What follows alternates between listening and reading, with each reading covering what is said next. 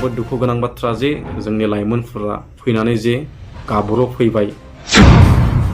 बर' हारिनि जे बिटिसिनि लाइमोनफोरा दिनै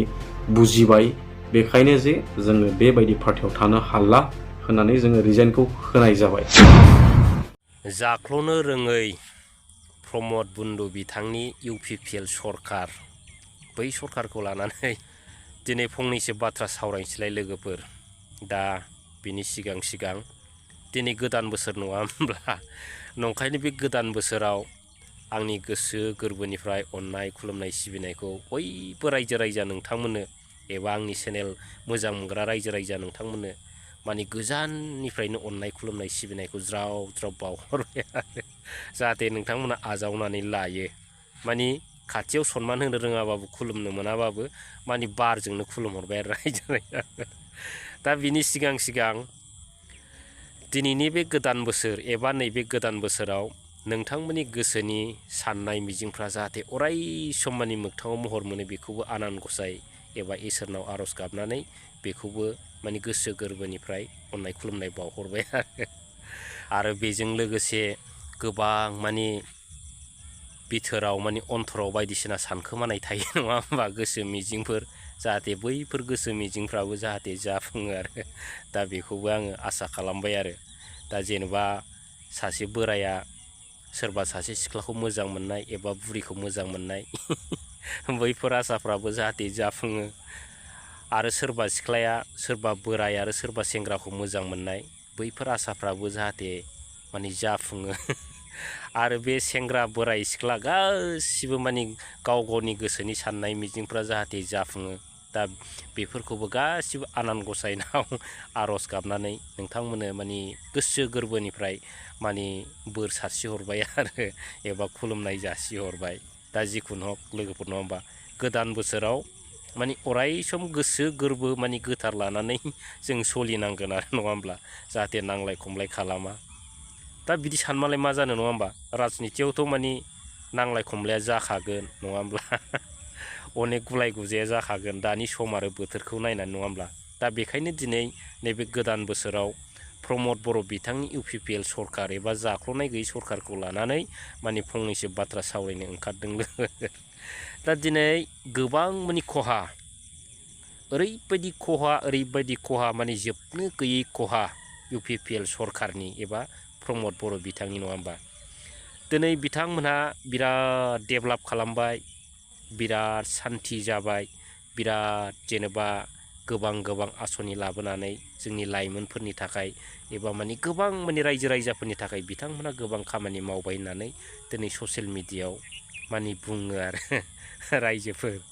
नाथाय आं दिनै बेखौसो सोंगोन, दिनै बे UPPL एबा प्रमद बन्धु बिथांनि दैदेननाय बै UPPL दोलोआव थानाय साफ्रोमबो इन्टेलेक्सुवेल एबा माने माखासे सापर्टार बिथांमोना बैफोरबायदि बाथ्राफोरखौ बुंनो लाजिना लाजिया आं दिनै बेखौसो सोंनो लुबैदों आरो। दा गोबां आसनि दाबाय, नङा होमबा, दा दानायखौल' खोनायो, नाथाय बै आसनियादि मा खामानियाव मावदों आरो बै आसनिया रायजो राजाफोरनो खामानि होदोंना होआखै, दा बेखौबो बिथांमोना सिन्था खालामा रायजोफोर। दा दिनै फारफ्रोमबो बिथिंनिफ्राय बिथांमोना दुखु मोनजानाय आरो। दा दिनै एसे आगोल आङो मोनसे भिडिअ होलांदोंमोन ना रुंगुल बर' बिथांनि, नङा होमबा। दिनै बै समाव प्रमद बर' बिथांनि बुंनाय बायदिब्ला दिनैनि दिनाव रुंगुल बर' बिथाङा माने होखार जानांगौ आरो रायजोफोर, नङा होमब्ला। माने जाय मानसिफ्रा एबा जाय माने UPPL दोलोनि दैदेनगिरियानो हक सापर्टारफ्रानो हक, नङा होमब्ला, जुदि थाइसे थाइनै जुदि जाख्ल'नाय एबा माबा मोनसे माने रायजो राजाफोरनि सायाव जुदि अननाय खामानि मावोब्ला बेखौ माने दोलोनिफ्रायनो एंगारनाय जागोन होननानै बै समाव प्रमद बन्धु बिथाङानो रोखा बुंखादोंमोन रायजोफोर, नङा होमब्ला। दा बेफोरखौ साननांगोन। दिनै रुंगुल बर' बिथाङाबो थाखा जाख्ल'दों गावसिनि दोलोनि माने मावथिफोरनिफ्राय जाख्ल'नानै दिनै बिथाङा माने गावनो होनो गोनां जाबाय, नङा होमबा रायजोफोर। दा बेसेबां लासिंसिं दिनै रुंगुल बर' बिथांमोन बायदिया बिराद मोजां गान गायोना रायजोफोर, बे UPPL दोलोआव जाख्ल'नो रोङा आरो बे UPPL दोलोआव नारि केलेंकारि गैया होननानै बिराद बाथ्रा बुङो दिनै बिथांमोना खिन्थु दिनैनि दिनाव जों रायजो राजाफ्रा जा नुबाय नङा होमब्ला दुनियानि जाख्लग्रा होनबा बे UPPL दोलावनो दिनै जोबदों रायजोफोर आरो दुनियानि केलेंकारि बे केलेंकारि होननाय बुस्थुआबो दिनै UPPL आवनो जोबदों रायजोफोर दिनै मोनसे जेनेबा प्रुफ नांगौ माने फोरमान नांगौ नङा होमबा जाख्ल'नायनि जेव जेव फोरमान नांगौ ना माबा हिनजाव केलेंकारिनि जेव जेव फोरमान नांगौ होमबा बेफोरखौ बिथांमोना लाजियाना नङा होमबा रायजोफोर दा बेखौनो दिनै साननो गोनां दिनै UPPL दोलोनि माखासे नेता गिदिर गिदिर नेताफ्रानो दिनै खारगासिनो दं जाय बिथांमोना परिबर्तननि नाम लानानै रायजो राजाफोरनि थाखाय मोजां मावनो जोंनि बर' लाइमोन सेंग्रा सिख्लाफोरनि थाखाय मोजां खामानि मावनो होननानै रादाय होदोंमोन नाथाय बिसोरनि खामानिया मोनसेबो मावफुंनाय जायाखै आरो फाइनालि बिसोरनि सरखार जोब्बाय अब्लाबो बिथांमोना दिनैसिम माने 0%बो मावाखै होननानै बुंजायो रायजो राजाफोर दा रुंगुल बर' नङा होमब्ला रुंगुल बर' बिथाङाथ' जों बिथांखौ मा होनबावनो नङा होमब्ला बिथाङा फाइनालाव ओरैबायदि अबस्था जागोन ओरै बिथाङा BPFनिफ्रायबो थांखानाय खारखानाय बिथाङाथ' जिन्दिगाव BPFआव फैनो हाया आरो दिनै बिथाङा प्रमद बन्दु बिथाङा जुदि होखारब्ला आरो UPPLआवथ' बिथाङा थानो हाया आरो फाइनालाव बियो मा जागोन बिथाङा ओरै जाया माने बै मा होनो फामि बिबार नङाबा नैबे आखाइ मोनबायाव बे हाबनानै थानांगोन आरो ओरैबायदि फस्थायगोन बिथाङा बे समाव गावनि मान सन्मान गोमानाय आरो रावजोंबो माने खुनु माने मोजां बाथ्रा बुंजायै माने बैफोर बाथ्राफोरखौ बिथाङा लानानै माने बिराद लाजिगोन आरो लास्ट पर्यन्त दा जाख्ल'नाय गैयै सरखार मा बुजियो रायजो राजाफोर नङा होमब्ला दिनैथ' रायजो राजाफ्रा मोनथिजोब्बाय नङा होमब्ला आरो फैगोन समाव बिथांमोननि हालोदा माबायदि जागोन बेखौबो रायजो राजाफ्रा माने नुहुरजोबखाबाय ओरैबायदि अबस्था साननो गोनां नङा होमब्ला दा जिखुनु हक प्रमद बन्दु बिथां आं फंनैसो बाथ्रा बुंनोसै बिथांनि फारसे नङा होमबा दा बै समावथ' जाय बिथांमोना जाख्लय माने दोलोनिफ्रायनो एंगारनाय जागोन होनदोंमोन आरो खिन्थु दिनै अनेक बैफोरबायदि बाथ्रा बुंदों दिनैसिम बिथाङा रावखौबो होखारनो हायाखै दे नारि केलेंकारि दा बेखौबो दिनै होखारनो हायाखै दिनै फैसा जेव जेव जाख्ल'ग्रा दं बेफोरखौबो दिनै होखारनो हायाखै रायजोफोर माने गासिबो बिसिना माने खामानियानो खुगायावल' जायो माने खुनु प्रेक्टिकेल जाया आरो सोरखौबा होखारनायाबो माने खुगायावल' खिन्थु प्रेक्टिकेल नङा आरो बै जाख्ल'नाय होखारनायाबो माने खुगायावल' प्रेक्टिकेलाव गैया रायजोफोर ओमफ्राय बे डेभेलपमेन्ट खामानि मावनाय नङा होमबा रायजोफोर बे डेभेलपमेन्टआबो खुगायावल' मावजोबो जेबो गैया मोगथाङाव नङा होमबा साख्रि बाख्रि होनाय लाइमोनफोरनो बेबो खुगायावल' नङा होमबा मायाव मावखो नङा होमबा रायजो बिराद साननो गोनां बे दोलोआ आं नंखायनो बोरैबा बिराद लाजियो 1 भट 1 जब नङा होमबा दिनै बेबो खुगायावल' सोर फाग्ला साख्रि मोनखो सोर फाग्लानो साख्रि होनो हाखो बिसोरो प्रमद बन्दु नोंथाङा सोरनो साख्रि होनो हाखो बेखौ नोंथाङा लिस्ट होनो हागोन हाया दिनै गासिबो बिथांमोना खुगायावल' मावो आरो एग्रे आसनियावबो खुगायावल' माने मोगथाङाव गेसाव सिरियासलि रायजो राजाफोर बे दोलोजों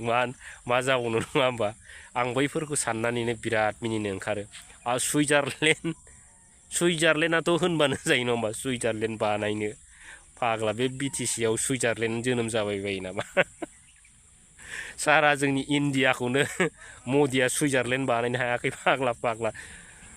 फाग्ला बे BTCआव बे प्रमद बन्दु बिथां बा मालायजों लगाय लथाय माने सरखार दाग्रा मालायनोबो गावनि मोननांगौखौनो रानग्रा माने राननांग्रा सरकारा बेयाव सुइजारलेण्ड बानायनो हायो नामा फाग्ला नङा होमब्ला दिनै गासिबो बिथिङावनो बिथांमोना माने बयजोंबो माने मुगै जानाय आरो बखि जानायल' खामानिखौ मावो रायजोफोर नङा होमब्ला दा दिनैहाय मा होनो दुरान कापखौ लानानै नै दाखालिसो बिराद गिदिर बाथ्रा बुंनाय नुदोंलाय आङो ससियेल मिडियायाव फाग्ला बे दुरान कापजों मा जानांगौ जाखो फाग्ला दुरान कापआव खौथि थाखा गारबाय जोंनि बे बर' लाइमोनफ्रा एबा जोंनि बर' हारिया बेयाव मा उन्नति दं रायजोफोर सोर साबसे जोंनि बर' लाइमोनफ्रा बे दुरान कापनि गेजेरजों लाइफ दानानै लानो हागोन रायजोफोर बेखौबो सिन्था खालाम रोंला बिथांमोना आरो नलेज फेस्टिभेल लायनो बा नलेज फेस्टिभेलजों मा जायो रायजोफोर खुंनांगौ खुंनाया किन्तु नलेज फेस्टिवल खुंबानिदि गासिबो माने गियानि जाजोबो नङा होमबा जोंनि लाइमोनफ्रा एबा जोंनि माने गथ' गथायफ्रा नङा होमब्ला नलेज फेस्टिवल खुंनानै फाग्ला फाग्ला बै नलेज फेस्टिवलनिफ्राय बै मेलेमखौ बायना लाबोसै नङा होमबा रायजोफोर दा बिथांमोना गासिबो बिदिनो माइनास पइन्ट आरो दा बेफोरखौ लानानै बिराद गिदिर गिदिर बाथ्रा बुङो आरो बेजों लोगोसे हनै माबा सिलासारनि माबा माबि स्टुडियाम लुदों होनदों नामा दा बेखौ लाना ओरैबायदि दुलायबाय माखासे इउपिपिएलनि नेताफ्रा माने प्रेस मिटआव होलायबाय फाग्ला फाग्ला बेफोरजों मा जानांगौ जाखो नङा होमबा दिनै माबा मोनसे बिराद गिदिर कलेज बा माबा मोनसे बिराद गिदिर अफिस बा बिराद मोनसे माबा मोनसे इन्डास्ट्रि बा माबा मोनसे जोंनि रायजो राजाफोरनि थाखाय बिराद डेभेलपनि खामानि मावनानै देखायब्रा नङा होमब्ला फाग्ला बे माबा मोनसे स्टेडियाम लुबानो माने जोंनि रायजो राजा एबा जोंनि बिटिसिनि डेभेलप लायदों दिनै नोंथांमोना बिराद दुगायना दिनै नोंथांमोना सोरनि लाबोनाय अफिसाव थानानै खामानि मावो नङा होमब्ला दिनै बिथांमोना जाय बिथांनि लुनायाव दिनै थानानै बिथांमोना खामानि मावो बे बिटिसिखौ सालायो दिनै बिथांमोना बेखौनो लानानै मा होनबावो हाग्राबा महिलारि सारा जेबो बानायाखै बबेबा दिल्लीफ्राव मोनसे मा होनो बड'लेण्ड गेस्ट हाउस लुनानै देखाय प्रमद बर' नोंथां बबेबा मुम्बाइ बबेबा कलकाता बबेबा चाइना बबेबा गुवाहाटियाव लुनानै देखायलाय दम दंब्ला दिनै बै समाव मानाव गेदेर हाग्राबा महिलारि सार लुनायखौ दिनै नोंथांमोना मा खालामखो दिनै होरलां होथां दिनै 6 कौटिनि जुदि बिल्डिं लुयोबा दिनै नोंथांमोना बेसेबां कौटिनि रिपेयारिं खालामो बेबो ससियेल मिडियायाव ओंखारखांबाय नङा होमबा लाजिनांगौ ओरैबायदि लाजिनांगौ माने नोंथांमोना साननो रोंबा माने रायजो राजानि सिगाङाव ओंखारनो बा ओंखारनाय नङा जासिगौ नङा होमबा रायजो राजाफोर ओरैबायदि लासिंसिं बे दोलोआ दा लोगोफोर आरो रायजो राजाफोर दिनै गोबां बाथ्रा सावरायलानै माने भिडिअआ बांद्राय गोलाव जागोन नङा होमब्ला दा दिनैनि दिनाव इउपिपिएल दोलोआ मा रोखोम खहा जानो थांगासिनो माने बिनि भिडिअखौ आं होलांगासिनो दं ओमफ्राय नोंथांमोना बे भिडिअखौ नायनानै लाबानो जाबाय आरो 1 बोसोरनि सिगां जे प्रमद बर'नि मुं लानानै बिथाङा थोनदोंना थोनाखै आं बेखौ मोनथिया नाथाय रंगुल बर'आ बिथांनि मा मोनथिया आङो बिथांखौ रंगुल बर'आ प्रमद बर'नि नाम लानानै जे आंनि खाथियाव फैबाय जे प्रमद बर'आ नोंसोरनि जेसांखिनि इउथ जयनिं खालामबाय बिथांमोननि मुङाव एसे स्कुल रिपेयारिंनि खामानि हरसिगोन ओंखायनो जे नोंसोरबो मावनानै लादो बिनि मुङाव नोंसोरो प्रमद बर'नि एसे पार्सेन्ट हरग्रोनो नांगोन होननानै बिथाङा आंनि सिगाङाव बुंफैबाय स' बिथाङा बुंफैनाय लेखायै आंबो बिथांखौ एज ए असे बिदा हिसाबै बिथांखौ फोथायनानै आङो माखासे लोगोफोरजों रायलायनानै जे रंगुल बर'नो जोङो रां पार्सेन्टनि मुङाव लोगोफोरनिफ्राय खांनानै बिथांनो हरनाय जाबाय दिनै 1 मास बारलाङो 2 दान बारलाङो 3 दान बारलाङो नाथाय बिथांनिफ्राय जोङो जेबो रेसपन्स मोना जागोन जों दिनै 1 बोसोर जाबाय बारबाय थेवबो फिथाइया थाया नङा होमबा स' माखासे गोलाव सम बिथांनि न'आव थाङो जोङो बिथाङा नाथाय जेबो रेसपन्स होआ नाथाय फिथाइया थाया प्रमद बर'आ बे खोथाखौ मिन्थिया नाथाय नोंथांनि मुं लानानै जे बिथाङा रां लांदों अबियसलि जों नोंथांनि मुंखौ बेवहाय लानो गोनां बाध्यता जागोन हयथ' नोंथाङा जुदि नङा सानदोंब्ला बिथांनियाव सोंनानै नायनो हागोन दिनै आंहा जेबो लामा गैयैलाय दिनै माखासे जे लाइमोनफोरनिफ्राय रां लानानै रंगुल बर'नो हरबाय दायित्वआ जाबाय आंहा थाबाय नङा होमबा रेसपन्सिबिलिटि आंनि बेखौ आङो खालामथारनांगोन जे बिथांखौ जोङो बिदा होननानै जे फोथायनानै हरदोंमोन नाथाय बिथाङा बे सोमोन्दोखौ लाखिनो रोङासै बिथाङा जे इयुथ्सफोरखौ थगायबाय बा प्रमद बर'नि मुं लानानै दे रां थगायनानै लांबाय बे जोबोद इनाय जादों दिनै बिथांनि न'आव थाङो जोङो फुङाव थाङो बेलासे थाङो नाथाय बिथाङा जेबो रेसपन्स होआ अनलि जागोनल' बिदिजों बोरै सोलिनो नङा होमबा एथबां गोरिब न'खरनि मानसिफोरनिफ्राय जे बिथांमोना रांखौ जगार खालामनानै हरबाय सोरबायाबा अमा फाननानै हरबाय बा सोरबायाबा सुदनि लानानै हरबाय दा बिथा खामानियाबो जाया बिथांमोननो सुद सुख'बाय थानांगौ नङा होमबा बेसे क्रिटिकेल बिथांमोननि थाखाय राङा गोबां नङा जानो हागौ नाथाय जों गोरिब न'खरफोरनि थाखाय बेनो राङा गोबां थ' बिथांमोना बेखौ बुजिनाया मोजांमोन दा बिथांमोनजों सावरायसेयावबो जायियाव दिनै आं सासे UPPL नि से मावथि हिसाबै खामानि मावबोनाय हिसाबै आंहा दायित्व दङ